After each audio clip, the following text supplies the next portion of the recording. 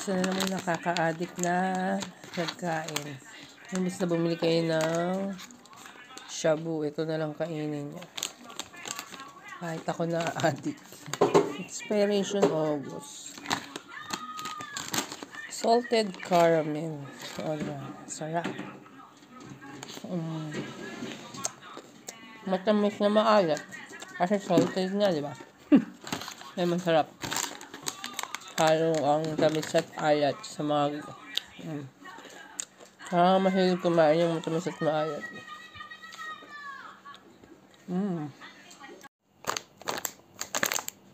Tikman natin tong coated McVitie's. Hindi ko alam paano siya pronounce. McVitie's, McVitie's.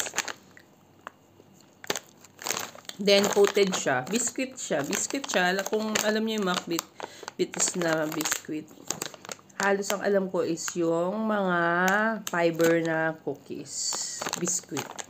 So, ito, nilagyan ng coated na milk chocolate. Namiss ko kasi yung pretzel sa Pilipinas. So, nakita ko siya na coated pretzel. Kaya, binili ko siya. Pero natikman ko na, naubos ko na yung isa. Papakita ko lang sa inyo.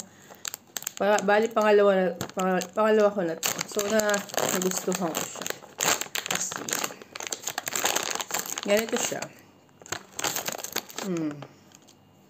Parang anong nakalimutan ko yung pangalan sa Pilipinas sa kagaya ng ganito na may biscuit na may coated chocolate. Nagustuhan ko siya kasi, di ba may chocolate siya, tapos yung biscuit niya salted. Kaya combination ng salted and sweet.